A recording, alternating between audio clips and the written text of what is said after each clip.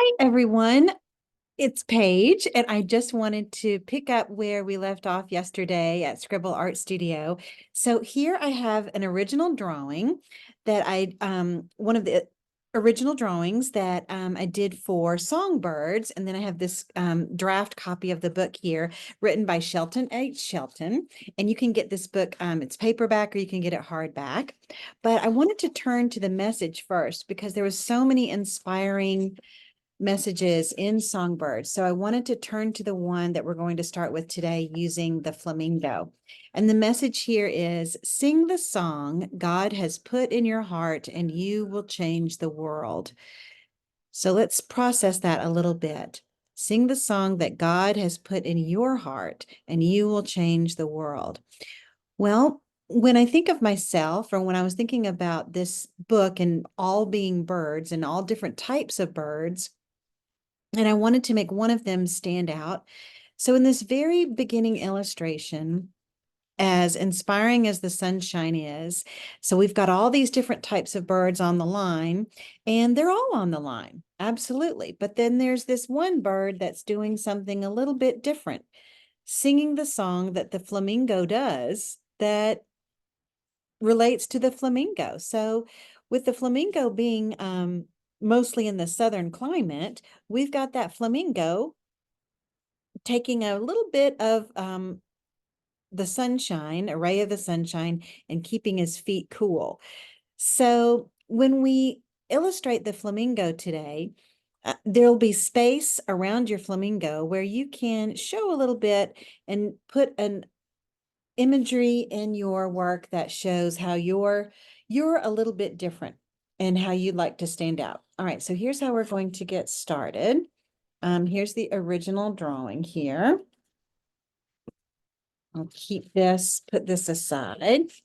There's the page where the flamingo's eating the shrimp. All right, so I've got my flamingo here. I kind of zoomed in on this large one. And I also wanted to share the artwork of James Audubon. He was a great artist he was a great artist that really used his Mother Nature skills and looking at the actual bird and illustrating it the best that he could. But I wanted to share this one with you today because you can have some imagination, of course, in your drawing. It's just also nice to keep in mind the colors and then also the style and the way that the beak is comes out, because we know, when we're looking at hummingbirds, they've got a super long beak, and then when we look at this flamingo, you can see how it goes out from the head and then towards down, and then it's got this really nice shift in color. So it's got this strong black, and then it has kind of a zigzag line along the beak. And then as we move towards, we get this deep red, and then it blends in with the white. And look at how there's a nice difference between a distinct line, and there's a contrast with the dark black and then the warm red. And then we go from red to white. We have kind of this rough and blended color change. So we can reflect that in our illustration as we get closer. All right. So when I look at the shape of the body, I can keep that out. All right, when I look at the shape of the body, I'm thinking of like an oval. So notice how I've got my hand pretty much staying still, and then my pencil just kind of swings out and makes an arc. And I want to do the same thing for the other side of the body. So I'm going to turn my paper this way, position my hand just apart from the former location, and then just complete that arc motion and just swing back and forth. And I'm in sketch mode right now. So there's a repetition of line, and that's okay. So when we were looking at the Audubon illustration, it's got that nice long wavy neck. So I'm going to have my flamingo dipping down into the water. So I'm going to arch up kind of in a snaky S. There we go. And then I'm going to copy that from the other side, arch up and come back down And now we have that flamingo arching up and then coming back down towards the water. And now we're going to work on the head. So I'm going to just draw a light circle, and then I can cruise around it with a stronger line. And I'm going to go above, follow it below. And now I can start working on that beak that I was focusing on with you guys. So I'm going to go out and out, and then bend it down, bend it down, and then I can connect.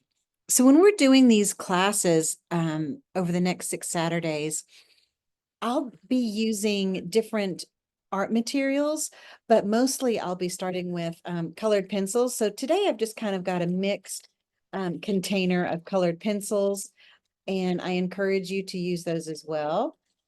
We can also use markers if you have those. And I really have learned to love colored pencils, so we'll bring some of those in. So once I get the legs in place, then we'll get started on the color application. All right, so I want just a little bit of movement. So I'm going to keep my arc lines in mind, and I'm thinking of the front part of the leg, the back part, and they kind of have these legs that tend to bend backwards. So this leg is really bent backwards here, almost his beak and his foot are trying to reach in. There's something in the water. All right. And then I've got my back leg. I'm going to bring that body, those tail feathers in, and then I'll just make 2 lines that suggest that there is a leg in the background, because we're really zooming in on what's happening here. And what's happening here is really going to be up to you guys. If we went the realistic route, and if we went, we could envision, I could envision some water and some tall grasses and a pond. Maybe this flamingo is reaching down for a fish. And if we stuck with the message, which I'd like to do today, is stick with this message. What could this flamingo be doing that matches our message? Sing the song that God has put in your heart and you will change the world. Well, let's think about that for a minute while I'm adding the color. All right. So what I'd like to first do is start light. So when I look at the feathers of the flamingo, just kind of a light pink, and I'll place all of my light pink along the tummy and along the inside of the neck. And then I can blend and use my darker pink on the outside.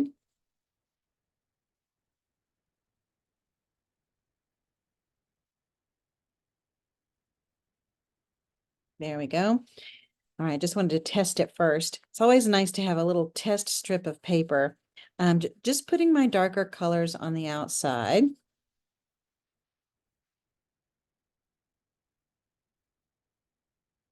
And when we do our 6 classes, what I'll do is just go ahead and start the drawing and make some opening remarks about suggestions or ideas or special tips. And then we'll keep the video short, and I'll post the finished drawing a little bit later. So I've got my darker pink on the outside and my lighter pink coming on the inside. And I love to outline, especially when I'm doing illustrations for a picture book, outlining in a darker pen like a Sharpie or any ink pen. So you can make those decisions as you work. Some people like just the color, or some artists just like the color rather than any sort of outlining. And that's completely up to you. So here I've got my basic shape. I want to put some of the dark pink in.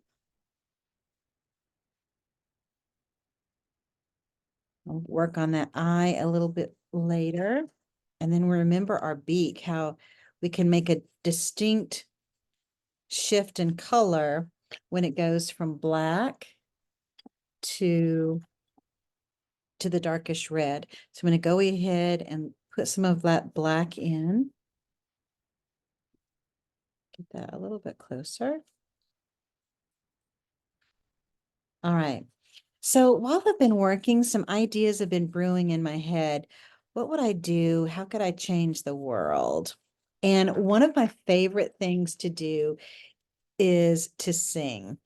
So I love art and I love swimming, but I do love singing so much, and music is so important when, and it's something that we can rely on too, to listen to with friends, to listen to, and the words can be so impactful.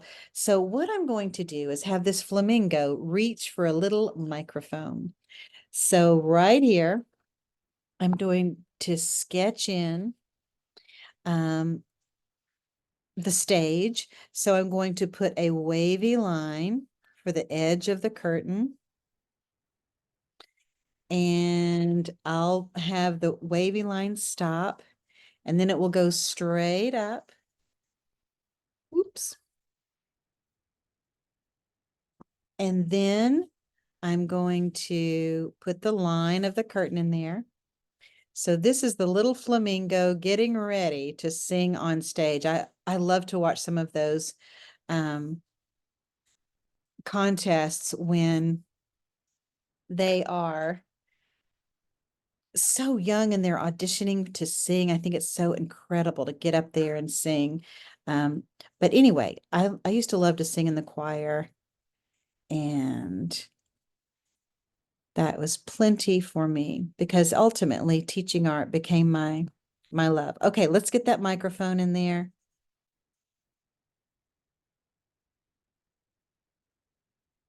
Just about to pick up that microphone, and then I'll put a stand. And it's nice when you're composing your idea, when you can think in terms of threes. So I've got one is the flamingo, that's our focal point, and then kind of moving his way towards the microphone. And then notice how that microphone is pointing. So right in here, I could put the edge of the curtain, the other edge of the curtain, barely open. All right. And then we could put just some circular shapes that I could fill in later that represent that audience, and a repetition of line right here, or sorry, repetition of shape. All right. So I'll be filling that in with the audience, and I'm going to make sure and leave some empty seats. I don't want to it's not a sold out show yet. All right, we're just beginning. All right. Well, thank you so much for watching and joining Songbirds. And I am excited to finish this and then share with you guys later. All right, toodles, toodles.